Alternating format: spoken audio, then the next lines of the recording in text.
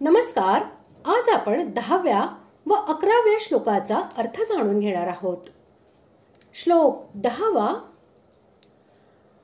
अनेक वक्त्र नयनम अनेकाद्भुत दर्शनम अनेक दिव्याभरणं दिव्यानेकोद्यतायुधम.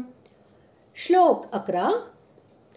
दिव्यमाल्याम्बरधरं दिव्यगंधानुलेपनं सर्वाश्चर्यमयं देव मनन्तौ विश्वतोमुखम्. दोन्ही श्लोकांचा अर्थ.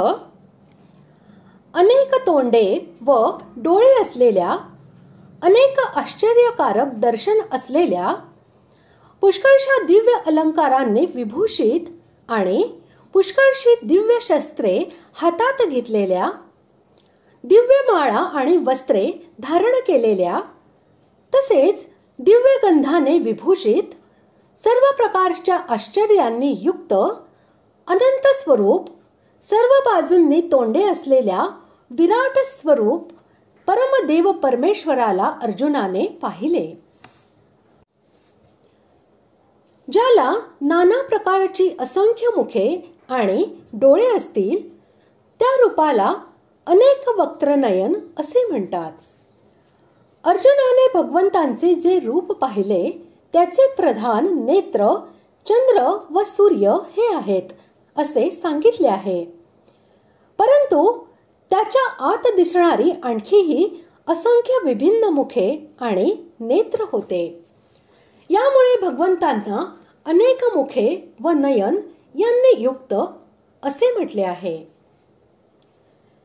जी दृश्ये पूर्वी कधी पाहिली नसतील, ज्यांचा प्रकार विचित्र आणि आश्चर्यजनक असेल, त्यांना अद्भुत दर्शन असे म्हणतात. ज्या रूपामध्ये अशी असंख्य अद्भुत दर्शने असतील, त्याला अनेकाद्भुत दर्शन असे म्हणतात. भगवंतांच्या त्या विराट रूपामध्ये अर्जुनाने अशी असंख्य अलौकिक विचित्र दृश्ये पाहिली. त्यामुळे त्यांना ही विशेषणे लावली आहेत. दागिन्यांना आभरण असे म्हणतात. जे दागिने लौकिक दागिन्यांपेक्षा विलक्षण, तेजोमय व अलौकिक असतील त्यांना दिव्य असे म्हणतात. तसेच जे रूप अशा असंख्य दिव्य आभूषणांनी विभूषित असेल त्याला अनेक दिव्याभरण असे म्हणतात. भगवंतांचे जे रूप अर्जुनाने पाहिले ते नाना प्रकारच्या असंख्य तेजोमय दिव्य आभूषणांनी युक्त होते. यामुळे भगवंतांबरोबर हे विशेषण लावलेले आहे. ज्यांनी युद्ध केले जाते त्या शस्त्रांचे नाव आयुध असे आहे आणि जे आयुध अलौकिक तसेच तेजोमय असेल त्याला दिव्य असे म्हणतात. उदाहरणार्थ भगवान विष्णूचे चक्र, गदा आणि धनुष्य इत्यादी. अशा प्रकारची असंख्य दिव्य शस्त्रे भगवंतांनी आपल्या हातामध्ये धारण केलेली होती. म्हणून त्यांना दिव्यानेकोद्यतायुध असे म्हटले आहे. ज्याने फार उत्तम, तेजोमय, अलौकिक अशी माला व वस्त्रे ही धारण केलेली आहेत त्याला दिव्य माल्याम्बरधर असे म्हणतात.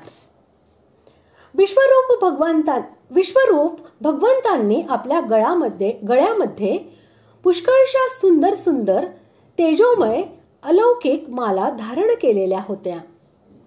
तसेच अनेक प्रकारच्या उत्तमोत्तम तेजोमय अलौकिक अशा वस्त्रांनी ते युक्त होते. म्हणून त्यांना हे विशेषण दिलेले आहे. चंदन इत्यादी जो लौकिक गंध आहेत त्यांच्यापेक्षा विलक्षण अलौकिक असलेल्या गंधाला दिव्य गंध असे म्हणतात.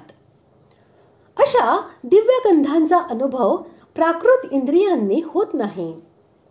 तो दिव्य इंद्रियांनीच करता येतो. ज्याच्या सर्व अवयवांना अशा प्रकारचे अत्यंत मनोहर दिव्य गंध लावले असतील त्याला दिव्य गंधानुलेपन असे म्हणतात. भगवंतांच्या त्या विराट रूपामध्ये वरील प्रकारे मुखे, नेत्र, आभूषणे, शस्त्रे, माला, वस्त्रे आणि गंध इत्यादी सर्व आश्चर्यजनक होते, म्हणून त्यांना सर्वाश्चर्यमय असे म्हटलेले आहे. ज्याचा अंत नसेल आणि कोणत्याही बाजूचा शेवट नसेल त्याला अनंत असे म्हणतात. अर्जुनाने भगवंताच्या ज्या विश्वरूपाचे दर्शन घेतले ते इतके लांब रुंद होते की त्याचा कोठेही अंत नव्हता, म्हणून त्याला अनंत असे म्हटले आहे. ज्याची मुखे सर्व दिशांना असतील त्याला विश्वतोमुख असे म्हणतात. भगवंतांच्या विराट रूपामध्ये दिसणारी असंख्य मुखे ही संपूर्ण विश्वात सगळीकडे होती, म्हणून त्यांना विश्वतोमुख असे म्हटले आहे. जे प्रकाशमय आणि पूज्य असेल त्याला देव असे म्हणतात. येथे देवम या पदाचा प्रयोग करून संजयाने असे दाखविले आहे की परम तेजोमय अशा भगवान श्रीकृष्णाला अर्जुनाने वरील विशेषणांनी युक्त असे पाहिले. अशा प्रकारे आज आपण 10व्या व 11व्या या श्लोकांचा अर्थ जाणून घेतला. पुढील भागात आपण 12व्या श्लोकाचा अर्थ जाणून घेणार आहोत. धन्यवाद.